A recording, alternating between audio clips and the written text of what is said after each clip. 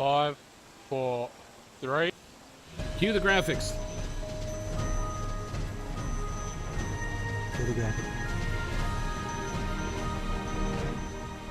Good afternoon, Los Santos. Dan Dorfman here with another Dorfman Files for Weazel News.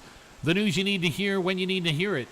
Now, there's an active news situation out in the greater Blaine County area right now, and we're fortunate enough to talk to Mr. Ronald Gump, who I understand is running for mayor. And Mr. Gump had quite the ordeal today regarding some individuals, which we need to tell you about, that are armed and considered very, very dangerous. Mr. Gump, we understand you were the victim of a kidnapping by members of the so-called League. And we're not sure what they're the League of, but we think they're the League of Tiny Penises. But, Mr. Gump, could you tell us a little bit about what happened to you today? I could talk to you a little bit about that. It seems as if there is some sort of league out there. You called it a League of Tiny Penises. But let's be real. We all got tiny stuff, okay? Let's be real. Look at these bad boys, okay? Look at these things. These things right here. These things could choke. These things could choke a chopstick, okay? These things right here are 100% hamster hands, not because they're tiny, but because they're smooth, okay? And really, delicate is probably the most fragile thing, okay? You don't want to go around burning people for that tiny. It looks like you got you put good lotion on those hands. They look really nice and soft. Right, I do. Now, tell us. Yeah, they are. They're really soft. Tell us what happened with you as you came across these League people. You said you were up there at the Yellow Jack up in Sandy Shores. Yeah, I was up at the Yellow Jack. You see, what happened was I was over at the Yellow Jack, okay? I was up there. I was getting my tarot reading. They said a change was happening. They said something a little bit erratic was going to happen. Someone that I think was going to be a friend, but then again, someone who then may betray, okay? Someone who may be close later. I'm not quite sure how that meant or what that meant, so I was outside, and I was waiting for a text from my buddy, my friend, and that's when they struck, okay? They showed up. They were in some sort of vehicle. One of them came in with a red mask, and he said, "Hey, whoa, buddy, come follow me. We're gonna go over to a truck." It wasn't a truck; it was a car, and that's when he pushed me inside the truck. Okay, I was in the trunk for a bit, and then from there we went to some sort of undisclosed location. All right, and you said that undisclosed location, it looked like some sort of laboratory. Is that right? It was some sort of laboratory. Yeah, it was some sort of. It had some sort of. It had metal walls. There was some sort of beeping on the side there. Some sort of blinking LEDs. It smelled vaguely like ammonia, but I probably could have been cleaning.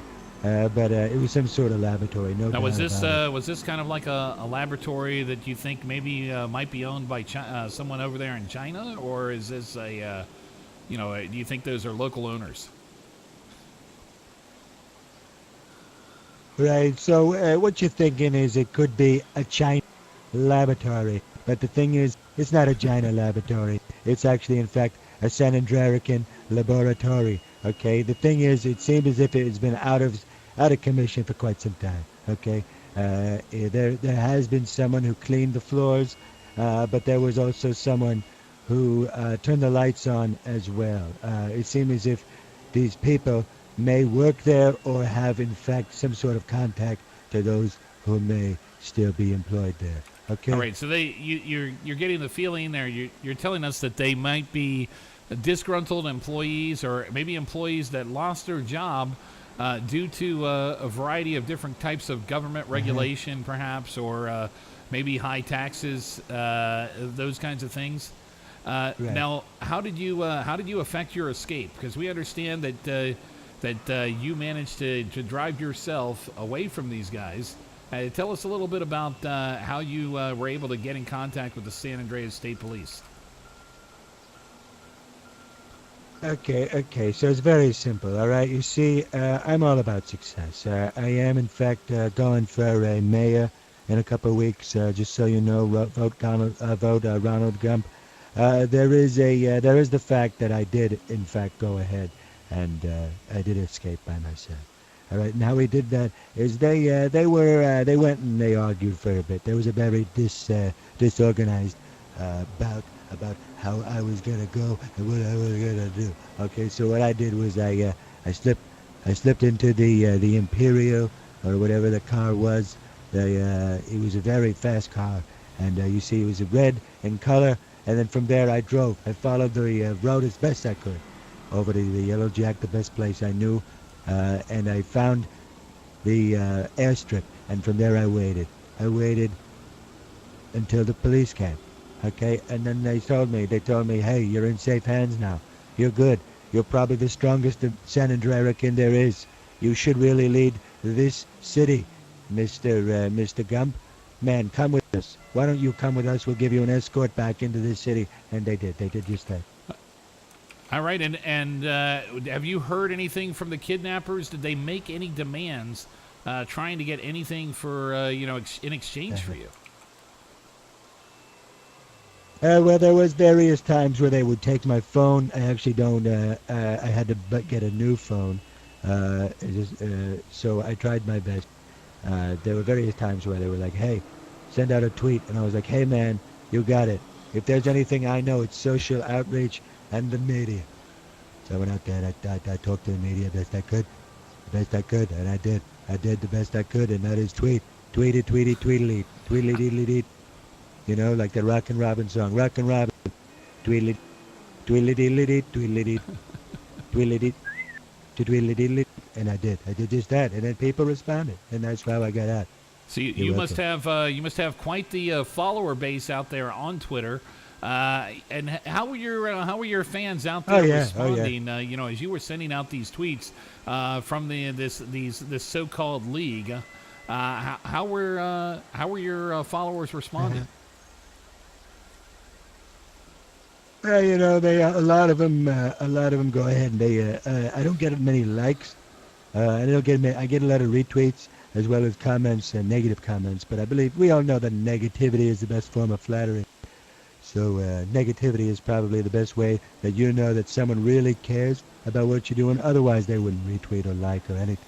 So if they're gonna send any comment, that means they like you. So hey. Now, I just in the time that I heard your name, I did a little bit of research on you, and I believe you are also an author. Uh-huh. You had wrote a book about yourself called "The Art of the Really, Really Big Deal." Is that it? The Art of the Really Big Deal? Uh-huh. Oh yeah. It is a master class. You see, it is a self-taught memoir about my successes, of who I am.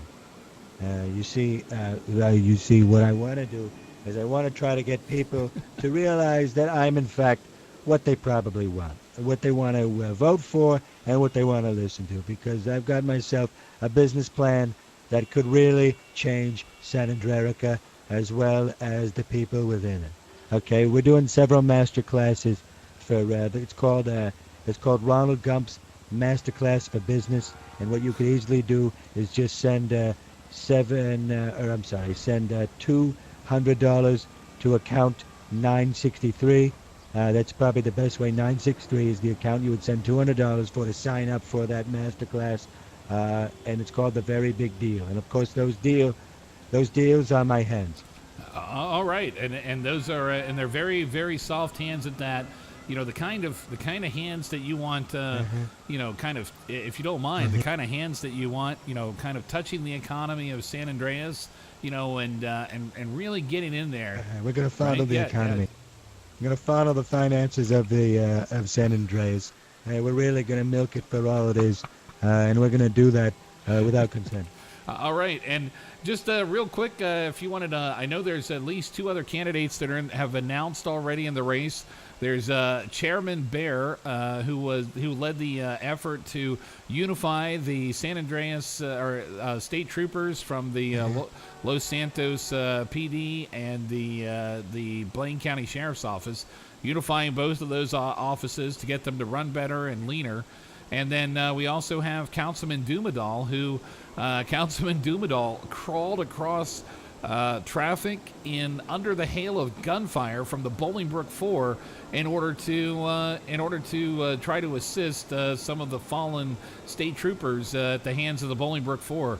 I wonder, Mr. Gump, what is your strategy to defeat these types of serious, dare I say, seasoned politicians? As I understand, you're not a member of the city council. Oh, absolutely. No, I'm not a member of the city council, and why would I need a city council? I don't need to be a part of a chairman or some sort of round table of what you would call white knights. You see, we don't need that shit, okay? I am the white knight, all right? Look at me. I'm as white as they come. I'm as pale as they come. I, my friend, am the knight, okay? Batman has nothing upon me, okay? So what we're going to do is we're going to go out there and we're going to have success like I keep talking about, all right? And this is the simple thing here, okay, is what we call change. We're going to flip this town upside down, and we're going to shake the buildings until coins fall out. And when those coins fall out, we're going to scoop that up, and we're going to call that change. You understand? All right. Simple. Are you just saying change just for saying the word change? Because people, do you have like some focus groups on that believe change is really important? Right. Well, what would you? Now here's where I talk to you, Mr. Dorfman. What would you do if you were the mayor? Huh? Well, the first thing I would do is I'd make sure I direct all of the assets of the city towards getting these Class 2 firearms out of the city, and put pressure on the criminal gangs that are involved in bringing these automatic weapons into the city of Los Santos. See if we can't get them out of the hands of the street thugs and drive the price of those things way up.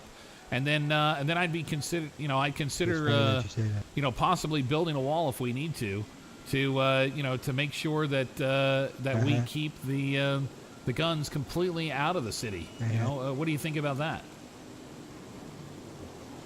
Oh boy, what I think about that, it's really funny that you mentioned those points, because those are points I was about to say myself. You took the words right out of my mouth.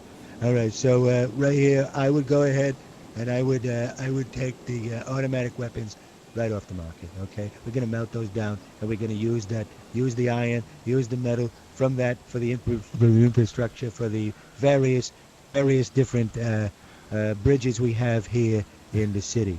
We got bridges that need to be refurnished, and the struts that we need to be remade. And what we're going to do is take the automatic fire that we have from that, and then we're going to go ahead and we are going to... Does anybody know who this is? Reinforce it, and then try to get those automatic weapons off the street, okay? And then from there, we're going to go ahead and we are going to go and try to get our friends away from the crime, okay? There's a lot of crime happening here, and the best way to do that is to try to take care of all of the crime. Can we get a shout out, please, for training the best way we can, okay? So what we want to do is we want to try to clear crime out by training the best we can, and of course, what I said was the infrastructure of the various different construction points we have here, okay? All right, I think we got it all there, Mr. Gump. I just had one more question. I happen to notice here, I'm as a TV personality, I'm wearing fine clothing. You're wearing fine clothing. Would you mind sharing who does your hair? Because that hair, it hasn't moved a single bit despite the wind that we got out here today, and it just looks absolutely perfect. That's got to be $1,000 haircut. Well, it really is. It was once $1,000 haircut. Yeah, back in '93, I got this bad boy cut, really short, and wanted to make sure that it would never move. So we did our best we could. I have a stylist who tries her best. She comes after me with a shears and a scissor every morning, and I say, "Hey, don't you put that thing down, Tabitha?" And she's like, "Okay, you got me." And she puts it down, and then she just combs it forward the best way she can. I try my best not to grow any more hair. But this is really what it has been for 15 or so years. There was one person earlier. I went over to the barber shop down on Grove Street. A lot of bad grombres down there. If you've ever been down there, it's a pretty dangerous area. I went down there to get my hair cut. The guy came after me with some shears. I said, "You put those shit down," and he said, "Okay, you got it." And then he did, and I walked right out of there. That was the closest thing I got to a haircut in 20-odd years. All right. Well, there you have it, Los Santos. The Ronald Gump, kidnapped victim, self-extracted escapee from these people of the so-called League, and running for mayor. Ronald Gump, thank you very much. And we hope this is the first of many sit-downs that we get to have with you as the race starts to heat up for mayor. And we're going to go back to you, Stephen, in the studio. This is Dan Dorfman reporting with Mr. Gump at the Maze Bank here off of Vespucci Boulevard in Los Santos. The news you need to hear, Los Santos, when you need to hear it. Stephen, back to you in the studio.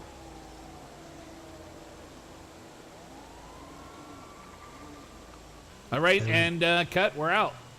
We're good.